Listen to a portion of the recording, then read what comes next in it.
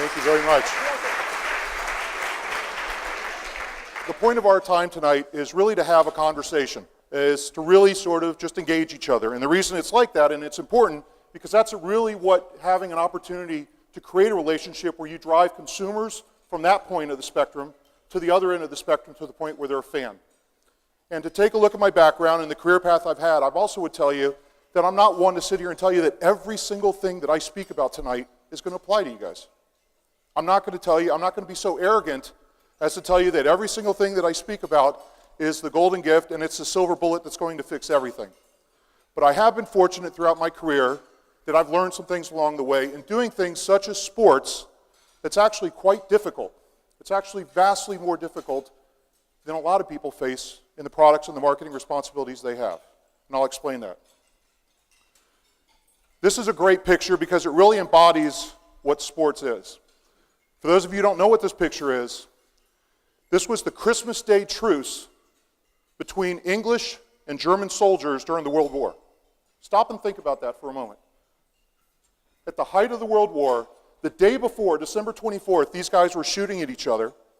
December 26th, these guys are going to be shooting at each other. But on this one day, when they put all their differences aside, when it came to a point as human beings for them to connect, for them really to connect, it was sports that really what drove people together. But the difficult thing about sports, it's not just about wins and losses, because it can't be about wins and losses. Someone who's in the role of managing that brand, someone who's in the control of driving and stewarding that brand, it can't be about wins and losses because we don't control them. It has to be about something deeper. So at the end of the day, people talk about sports marketing. They use this term, they throw it around loosely. In fact, lots of colleges everywhere have sports management and sports marketing programs. But the truth of the matter is, there's no such thing as sports marketing. There isn't. It's marketing. It just so happens that the product you're marketing is that of sports. All of the same things that each and every one of you guys in this room do, from development, through execution, customer research, customer experience, pricing, segmentation, anything you do that's a touch point, you have control over. From the initial point of having a brand promise, delivering that brand promise, to ultimately making sure when it's delivered to the consumer that it actually meets those expectations. Well, guess what? In sports, you can't do that. And actually, more often than not in sports, the product, the team, doesn't cooperate. So it has to be about something more. And in doing so, what it really did is it made you stop and think, these aren't just consumers. The people that love their sports fans, right? They love their teams. They don't look at themselves as consumers. It's so much deeper than that. And it's not just a monetary thing. It's an emotional thing. When people think about connecting with their sports teams, it's a deep, deep love. Would you ever say something that you loved was because you were a consumer? No. So when you stop and think about that transition of going from consumer to fan, you have to stop and think, this has to basically come through every ounce of our soul of who we are as an organization. Everything we do as a brand has to really embody the point that we're not speaking to consumers. We're speaking to fans. The consumer, the transaction, the purchasing power is a byproduct. Now, if you want to get to a point where you think of yourself and your brand as a commodity, that's fine. But realize, please realize, commodities will always be beat because they're a service. They can be matched on price, they can be matched on benefit, and you can be undercut for any number of reasons. But if you stop and think about what makes the difference between a commodity and a brand, it's love. And with fans, there's absolutely undeniable love. So working for teams, working for properties where you don't control the final product, the one thing that you walked away with that became crystal clear is you have to think differently in everything you do. The old idea of having a sports team where if the team played and they did well, you capitalized, and when they did poorly, you basically rolled the storm out. But you can't do that. And one of the biggest points of educating people on that is that for sports teams, they are more than just a football team in the fall. They're more than just a hockey team in the winter. Because there are different reasons that people love your brand. There are people who love it in the case of the 49ers because they're fanatical football fans. There's people who like the 49ers simply because it's the thing to do. There's people who like the 49ers who have nothing to do with football, but because of the philanthropic and community efforts that the team may actually do throughout the marketplace. Supporting literacy, helping at a battered women's shelter.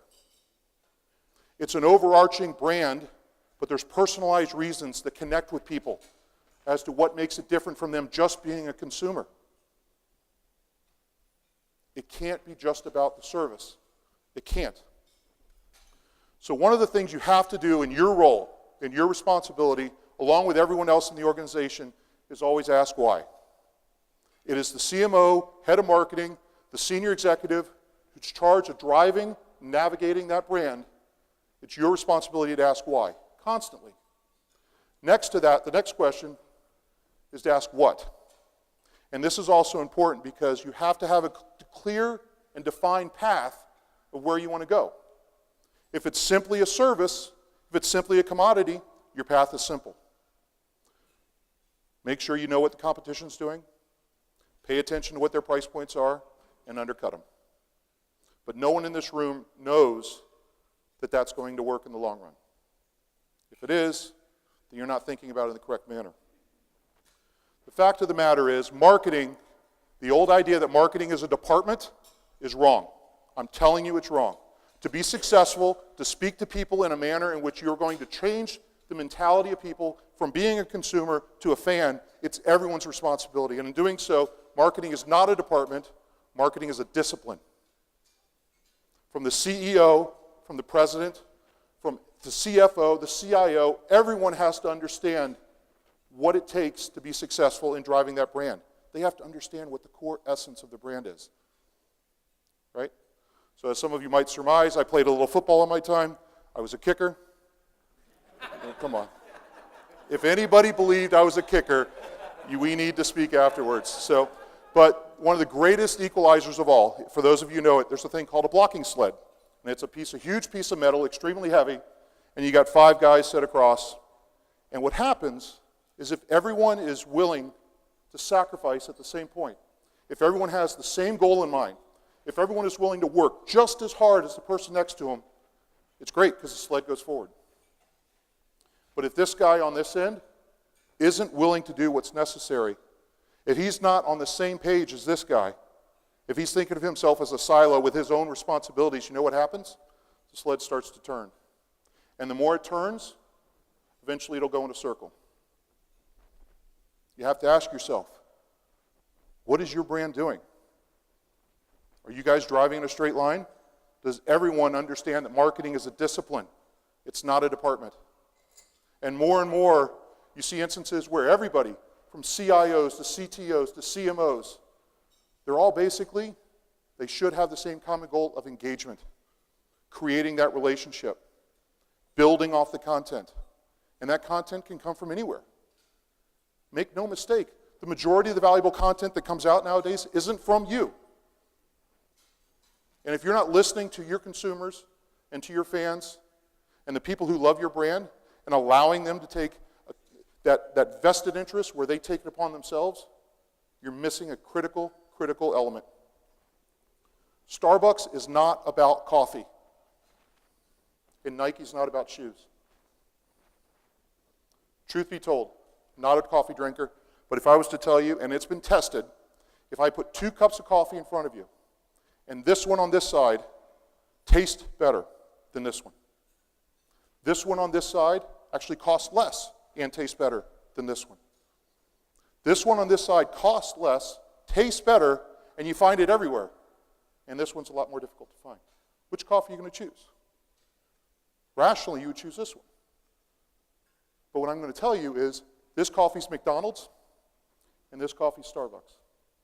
Not anybody in this room is going to say, let's go have a business meeting. Why don't you meet me down at the local Mickey D's and we'll all get together for coffee. It's not happening.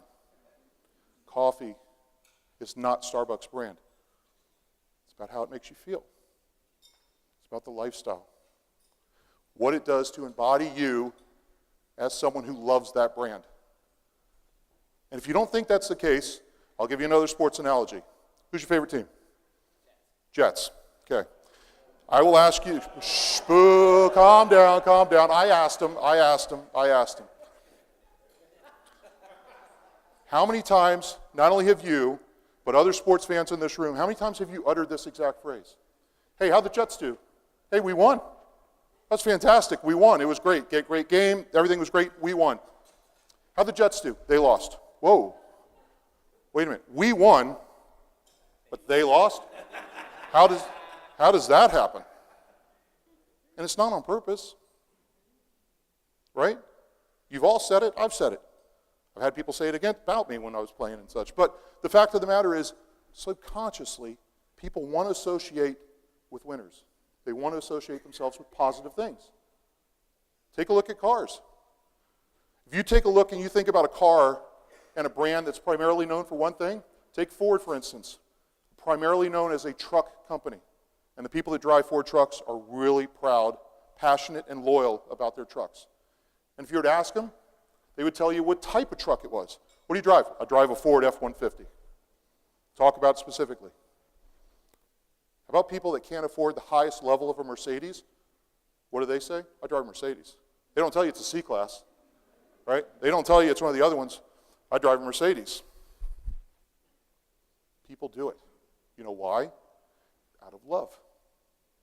It's not a matter about being a consumer for just that product. If it was just a service, every single person in this room would drive a Corolla. Affordable, 4 tires, safe, gas, gets you from here to there. But if we were to talk to everybody in this room, there'd be a multitude of different vehicles that were driven. And each and every one of them speak to who you are as a fan. So Beats headphones. Everybody's heard of them? I'm here to tell you they're not headphones. They're not. If they were headphones, they would be $30. Stop and think.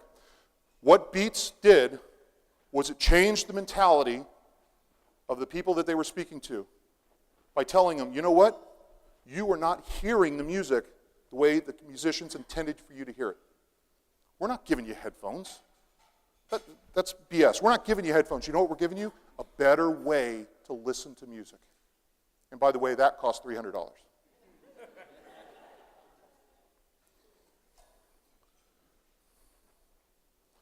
This is not a camera. If it was a camera, consumers would buy it. The number one source of content on YouTube that involves GoPro isn't from GoPro. It's from people that use GoPros. This is an outlet for people who love GoPro, for the weekend warrior who's an accountant by day and a base jumper by weekend. This is an opportunity for you to give a look inside of who he is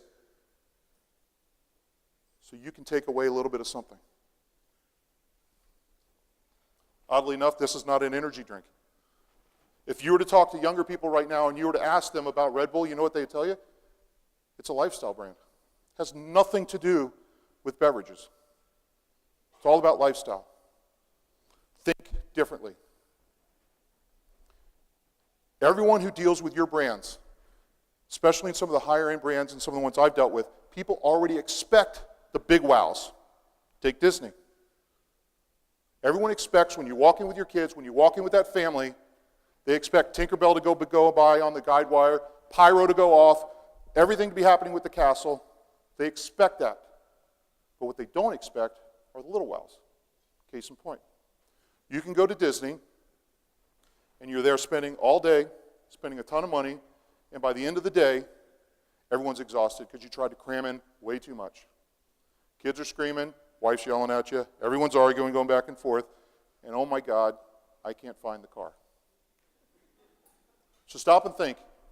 Everything that's happened up until that point is now diminished because the only thing that's going to be the lasting memory is you lost the car. Disney took that as a moment to ultimately create a little wow. So by a series of questions, by a series of analytics, they can ask you poignant questions and tell you where your car is. Pardon me, ma'am, we're going to help you figure out where your car. What time did you come in this weekend? About 10 o'clock. You can answer that. in California. Did you come in off the 57 or the 5? I came off the 5. Great. When you came in, did you park all the way through, or did you pull behind a vehicle? We pulled behind a vehicle. Great. If you'd come with me, we'd like to help you find your car right now. You know what's going to happen? Forget Tinkerbell and the castle. Forget the pyro. The entire ride home, the only thing people are going to go is, how the hell did they do that? It's the little wows. Big wows are expected. Little wows are where you make a difference. I was been asked several times, numerous times, Michael, how do you define a brand? This is how I define a brand. It's 1 part expression and 2 parts experience. Why? It's easy to say what it is. It's easy. Get a bunch of marketing folks in a room. Hell, we could come up with what the brand sort of definition of this summit is. You put us all together. But the experience is what drives it. In today's world, it's 2 experiences. It's the one that the person has themselves, and if you're so gracious and so lucky, where they share it with people within their own social community, it's the experience in which that person has from their recommendation. Think differently.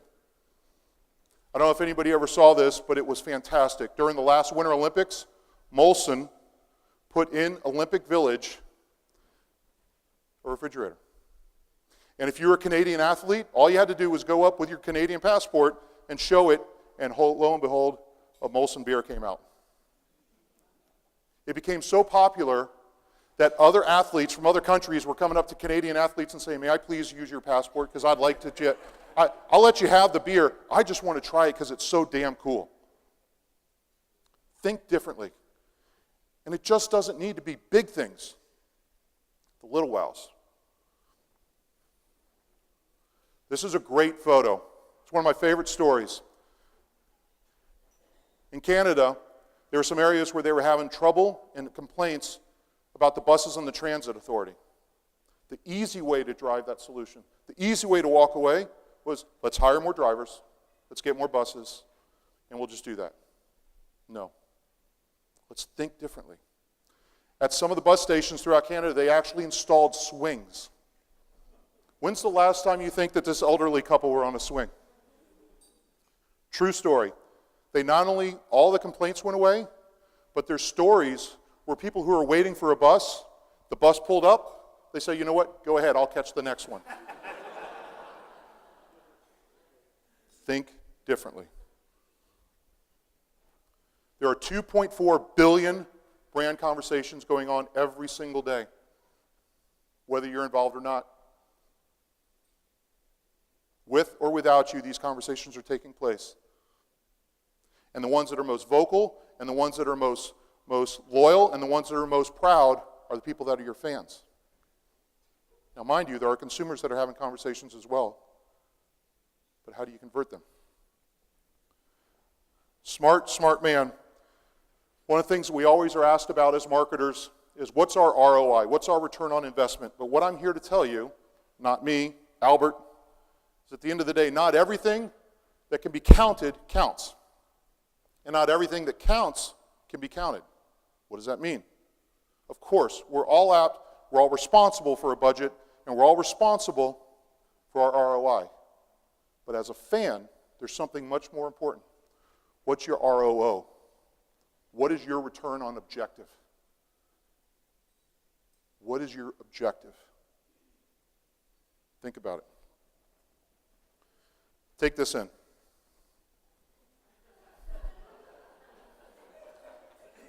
If the good Lord himself had walked down here and met with somebody nowadays and said, my son, I'd like you to follow me, the first thing he'd pull out his head and he'd say, well, what's your Twitter handle, right?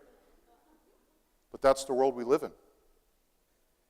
And with consumers and having that conversation and changing them to fans, you absolutely, without doubt or hesitation, be genuine. No one's immune. No one is immune. The power is with the people. You may be driving, you may be ultimately setting the direction, but the power is with the people themselves. Why?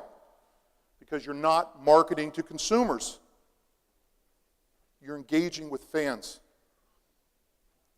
I spoke to a music company not too long ago about a job that they had, and they were asking me if I had anybody that I thought would be, a good candidate. I told them, send over the job description to me, I'll take a look, I'll see if there's anybody within my network. And the first thing that hit me when I looked at it, the job title was Head of Consumer Marketing. I love music. I'm sure there's people in here that love music. I'm not a consumer of music. I love music. Play drums, listen to the music loud.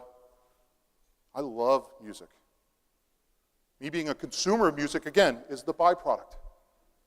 It wasn't the first thought that went into it. It was ultimately what happened because of how I was approached, how I was spoken to, because of my personal love for music. No one is immune. Even the great Oprah, right? Everybody loves Oprah. Everybody loses their mind screaming when the Oprah comes in the room. But even Oprah during the holidays, it's fantastic. Boy, I gotta love that Surface. I've already bought 12 of them for Christmas gifts. Does anybody else pick up what's wrong with this? Boy, it's wonderful that she loves that Surface, but she sent it from her iPad. Really? Really?